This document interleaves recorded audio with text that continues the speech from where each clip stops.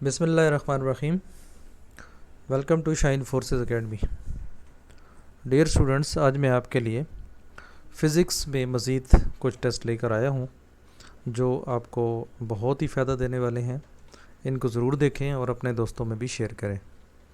तो चलते हैं हम अपने टेस्ट की तरफ।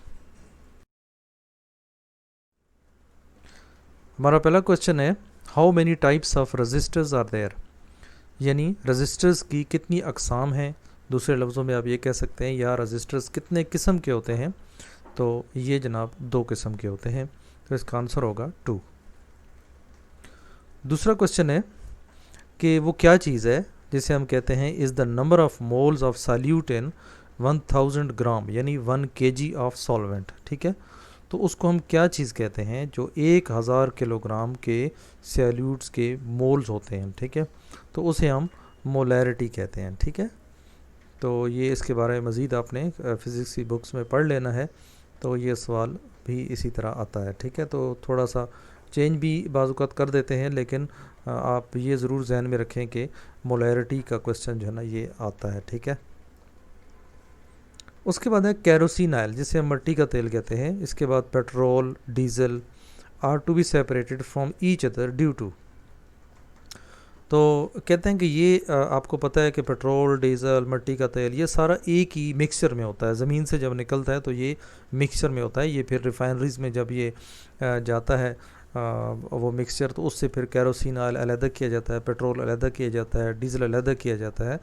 तो ये कहता है कि इनको अलहदा अलहदा करने का नाम जो है, या इसको जो अलहदा हम करते हैं ये किस वजह से करते हैं, तो वो हम जनाब फ्रैक्शनल डिस्टिलेशन के साथ करते हैं। ठीक है, तो फ्रैक्शन डिस्टिलेशन यही प्रोसेस होता है जिससे हम इन तीनों को या मुख्तलिफ हर चीज़ को अलहदा अलहदा एक मिक्सचर से करते हैं। ठीक है, उसके बाद हमारा नेक्स्ट क्वेश्चन है, Ga is the symbol of. तो नॉर्मल तो ये होता है कि केमिस्ट्री के क्वेश्चंस जो होते हैं, लेकिन ज़ाहिर है कुछ ऐसी चीज़ें होती हैं जो फिज़िक्स से भी कंसर्निंग होती हैं।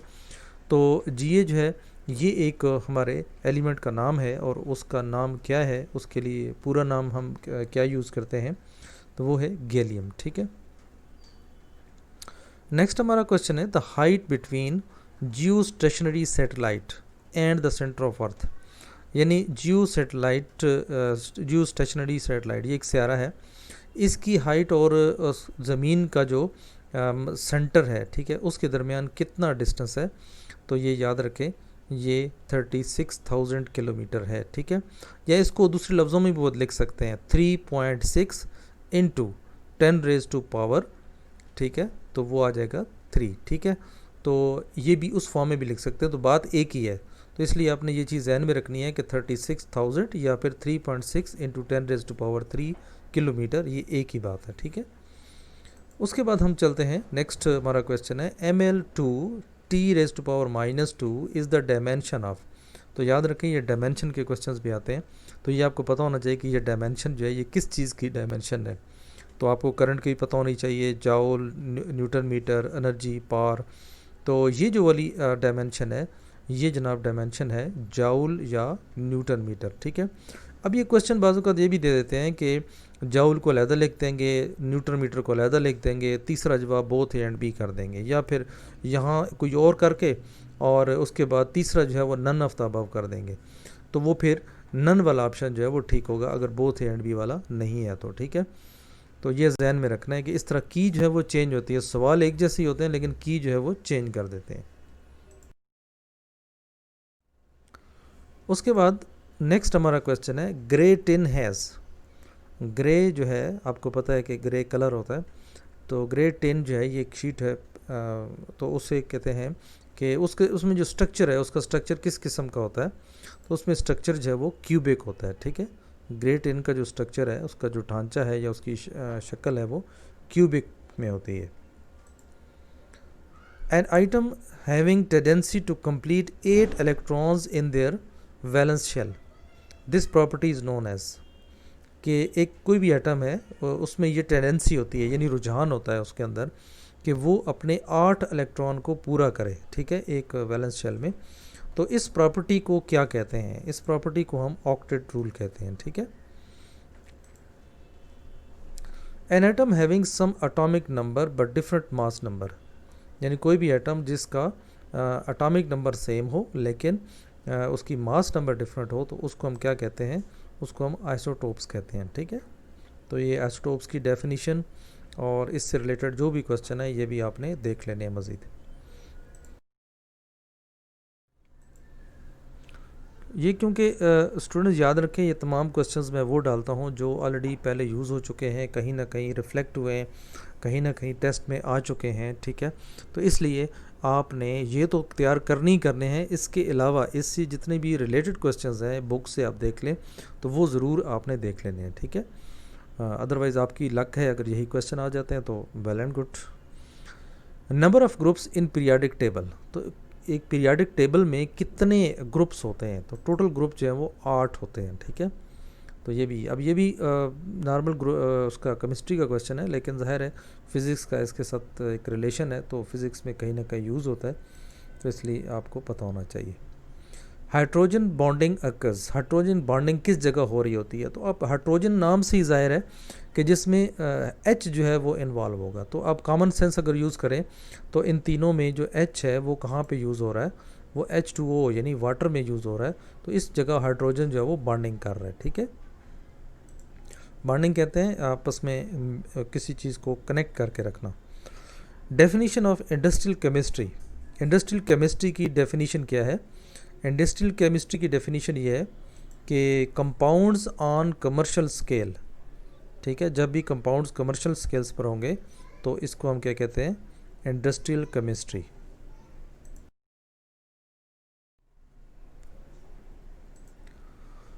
The speed of light from sun to earth, ठीक है, सूरज से जब ज़मीन की तरफ रोशनी आती है तो उसकी स्पीड कितनी होती है, तो उसकी स्पीड याद रखें 3 × 10⁸ होती है। ठीक है, तो ये जहन में रखना है।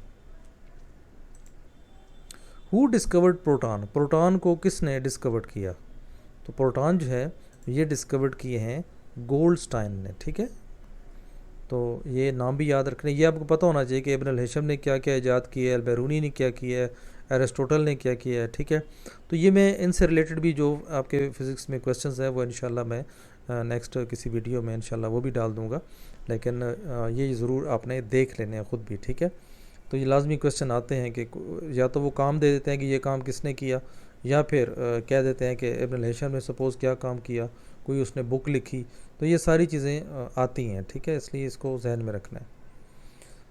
नेक्स्ट है ammeter is used for measuring. अब एम मीटर एक डिवाइस है जो नापती है। ठीक है, नापने के लिए इस्तेमाल होती है, तो वो जनाब करंट को नापने के लिए इस्तेमाल होती है। ठीक है, अच्छा यहाँ पे एक लफ्ज़ आ जाता है a device which is use to detect current, तो करंट को डिटेक्ट करने के लिए वो गैल्वानोमीटर यूज़ होता है। ठीक है, तो ये थोड़ा सा ख्याल करना है कि एम मीटर को मेजर करने के लिए इस्तेमाल होते हैं, और जो डिटेक्ट करने के लिए वो सिर्फ ये पता लगाता है कि भाई करंट गुजर रही है या नहीं गुजर रही। ठीक है, तो वो गैल्वानोमीटर होता है, अगर कितनी गुजर रही है वो एम मीटर मेजर करता है।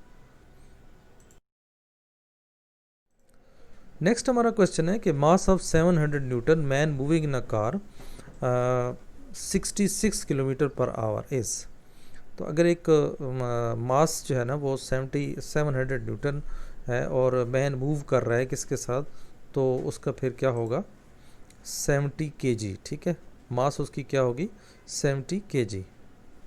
700 न्यूटन जो है ये फोर्स है। उसके बाद है second name of second law of motion. अब ज़ाहिर है सेकंड लॉ ऑफ मोशन आ गया तो फर्स्ट लॉ भी आएगा, थर्ड भी लॉ आता है। ठीक है, तो इसलिए ये जहन में रखें, लॉ ऑफ मोशन जो है लाजमी देखें। तो सेकंड लॉ ऑफ मोशन जो है इसका दूसरा नाम है law of force and acceleration. ठीक है, ये इसका सेकंड लॉ ऑफ मोशन का दूसरा नाम है। उसके बाद है वेलोसिटी। वेलोसिटी क्या चीज़ है, वेलोसिटी जो है एक स्केलर क्वांटिटी है, वेक्टर है, यूनिट क्वांटिटी है, तो ये एक वेक्टर क्वांटिटी है। ठीक है, वेक्टर क्वांटिटी की निशानी ये होती है कि वो चीज़ किसी न किसी डायरेक्शन में मूव कर रही होती है, यानी उसमें सिमत इन्वॉल्व होती है। तो जब भी किसी क्वांटिटी में सिमत इन्वॉल्व होगी तो वो वेक्टर क्वांटिटी होगी, और अगर सिमत इन्वॉल्व नहीं होगी तो फिर वो स्केलर होगी। ऐसा unit of work, system international में जो वर्क की यूनिट है उसे हम कहते हैं न्यूटन मीटर। ठीक है, और जूल भी है, अगर इसी के अंदर जूल भी आ जाता तो वो भी इसकी यूनिट है, ठीक है। अगर दो दिए हों तो फिर ज़ाहिर है बोथ एंड भी होगा, बोथ एंड भी ऑप्शन नहीं है तो फिर नन होगा, ठीक है, क्योंकि क्लिक तो एक ही हो सकता है। तो इसलिए अगर सिर्फ न्यूटन मीटर है तो फिर यही आंसर है।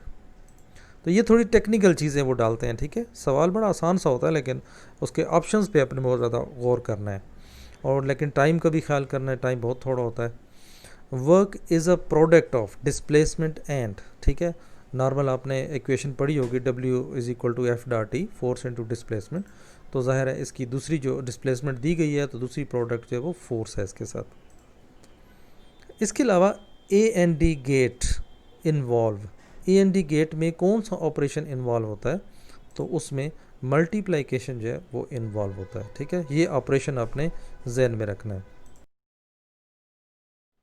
नेक्स्ट हम चलते हैं, क्वेश्चन है the result of 3 microfarad and 6 microfarad series are join together. अगर 3 माइक्रोफेरेड और 6 माइक्रोफेरेड सीरीज़ में ज्वाइन कर दिया जाए तो ये कितने बन जाते हैं, ये 9 माइक्रोफेरेड बन जाते हैं, ठीक है। सीरीज़ में होते हैं तो हमेशा याद रखें कि ये जमा होते हैं, ठीक है। रिफ्रैक्टिव इंडेक्स ऑफ वाटर, अब ये रिफ्रैक्टिव इंडेक्स हैं, ये मुख्तलिफ़ चीज़ों के मौजूद हैं फ़िज़िक्स की बुक में, ये आपने लाजमी देखने हैं। तो ये तो वो हैं जो आ चुके हैं, ठीक है। तो रिफ्रैक्टिव इंडेक्स ऑफ वाटर जो है ये 1.33 इसका रिफ्रैक्टिव इंडेक्स है। इसके अलावा refractive index of crown glass, ठीक है, इसका कितना है, ये 1.51 है, ठीक है। तो ये नंबर भी आपने याद रखने हैं।